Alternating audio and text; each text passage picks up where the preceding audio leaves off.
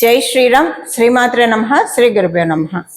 2026 సంవత్సరం ఆగస్టు నెలలో గోచారంలో ఉన్న గ్రహస్థితులు, అలాగే గ్రహస్థితులను అనుసరించి ద్వాదశ రాశుల వాళ్ళకి, ద్వాదశ లగ్నాల వాళ్ళకి ఎలాంటి ఫలితాలు ఉండబోతున్నాయి, గోచారంలో ఏమన్నా విశేష అంశాలు సూచిస్తున్నాయా, గోచారంలో ఉన్న గ్రహగతులు, గ్రహ గమనాలు ద్వాదశ రాశుల వాళ్ళకి ఎలాంటి విశేష అంశాలను ఇస్తున్నాయి, శుభత్వాన్ని ఇస్తున్నాయి, ఇందులో అన్న జాగ్రత్తలు సూచిస్తున్నాయా, ఏమన్నా మార్పులు సూచిస్తున్నాయా, అలాగే గోచర గ్రహస్థితులతో పాటు వాటికి చేసుకోవాల్సిన పరిహారాలతో పాటు మనం అన్ని సహితంగా ఇప్పుడు మాట్లాడుకుందాము. మొదటగా గోచారంలో ఉన్న గ్రహ గమనాలు, గ్రహస్థితులు. మంగళ్ వృషభ రాశిలో సంచారము.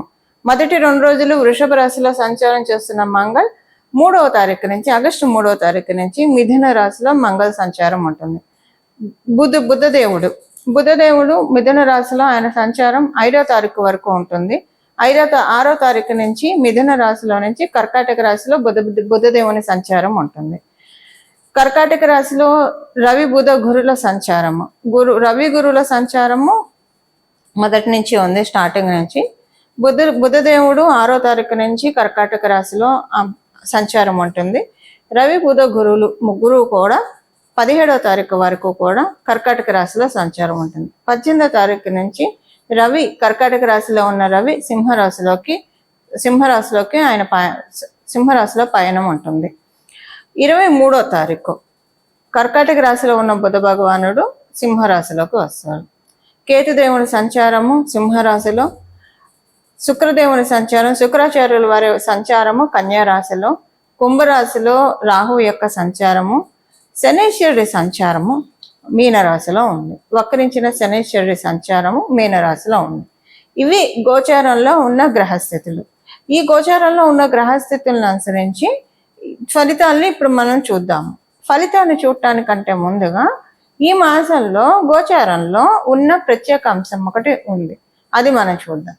కర్కాటక రాశిలో 6వ తారీఖు నుంచి, ఆగస్టు నెల 6వ తారీఖు 2026 6వ తారీఖు నుంచి, ఆగస్టు 6వ తారీఖు నుంచి, అలాగే 2026 ఆగస్టు 17వ తారీఖు వరకు రవి బుధ గురుల సంచారం ఉంటుంది. ఇది చాలా మంచిది. రవి బుధ గురువుల సంచారము కర్కాటక రాశిలో అందరికీ శుభత్వాన్ని సూచిస్తుంది. ఏ విషయాల్లో శుభత్వాన్ని సూచిస్తుందో అది మనం చూద్దాం. అంటే ఇప్పుడు ఆయన మిథున రాశి, కన్యా రాశి వాళ్ళకి కూడా మంచి ఫలితాలే ఉంటాయి, ఆయన రాశి అధిపతి కాబట్టి. ఇంకా కొన్ని రాశులకి ప్రత్యేకమైన శుభం ఉంటుంది. కర్కాటక రాశి వాళ్ళకి పూర్తిగా శుభ ఫలితాలను ఆయన ఇవ్వడు కూడా, పూర్తిగా ఇవ్వలేడు. బట్ మిగతా 2 గ్రహాలు గురువు మరియు రవి వీళ్ళిద్దరు ఇస్తారు. బుధుడు పూర్తిగా శుభ ఫలితాలని కర్కాటక రాశి వాళ్ళకి ఇవ్వలేడు.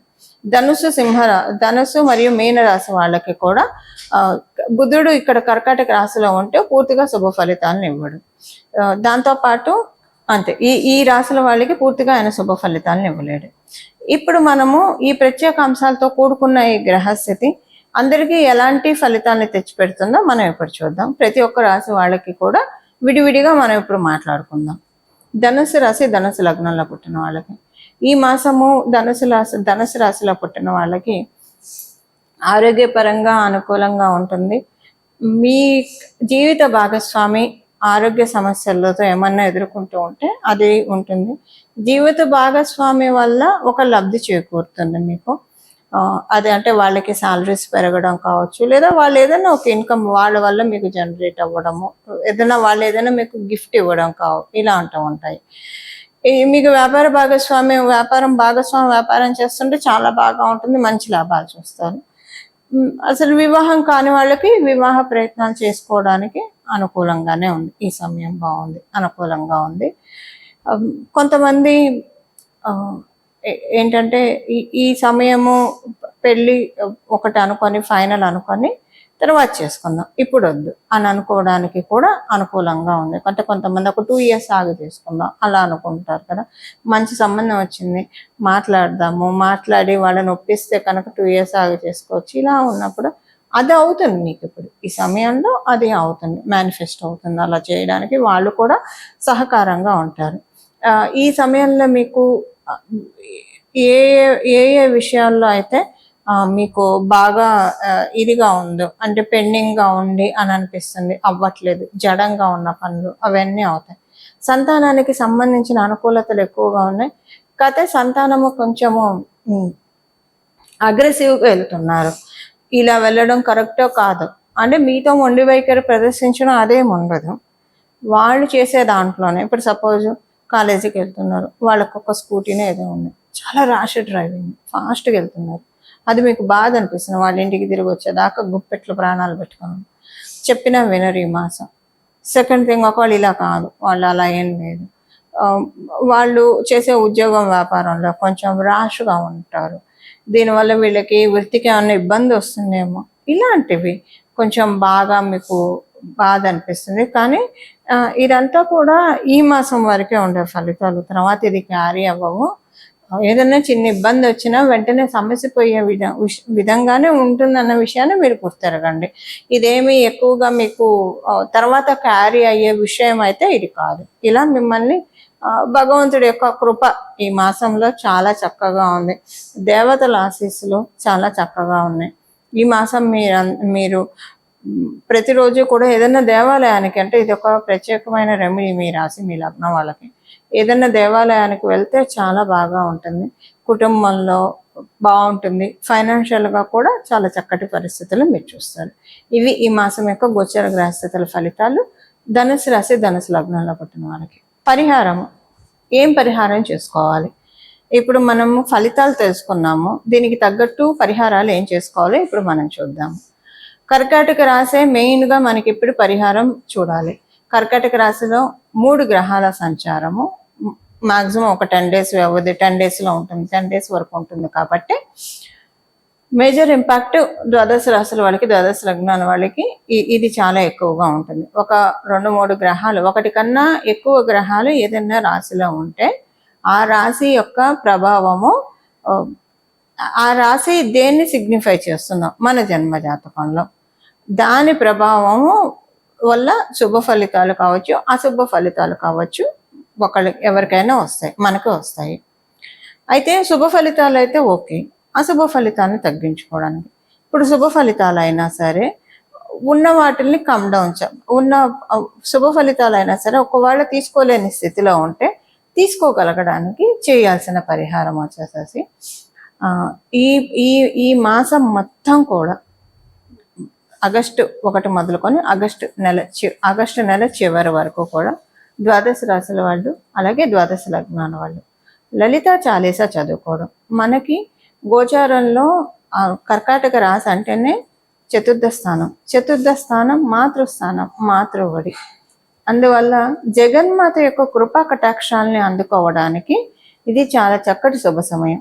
ఈ సమయంలో బాలా త్రిపుర సుందరి అమ్మవారి ఆరాధన అత్యంత శుభ ఫలితాలను అందిస్తుంది.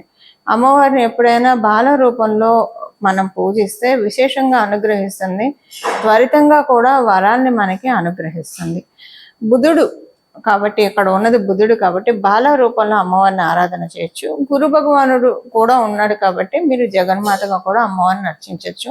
మీ చాయిసెస్ని బట్టి మీరు చేసుకోవచ్చు.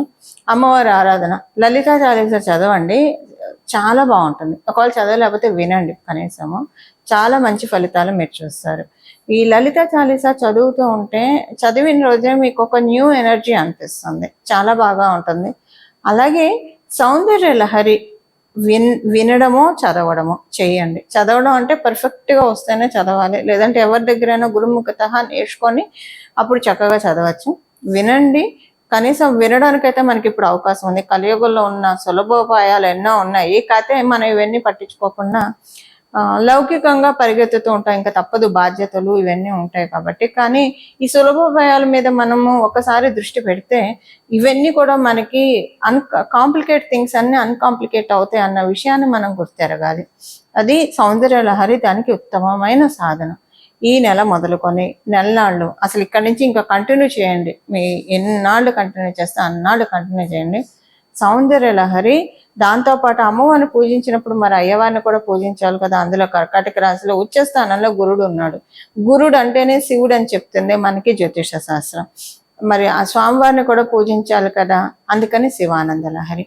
ఈ రెండు వినండి. అత్యంత భక్తి శ్రద్ధలతోటి మనసు లగ్నం చేసి అంటే చాలా కాన్సన్ట్రేటెడ్గా వింటే కనుక చాలా అంటే చాలా మంచి ఫలితాలని మనమందరం కూడా చూడటానికి అవకాశం ఉంటుంది.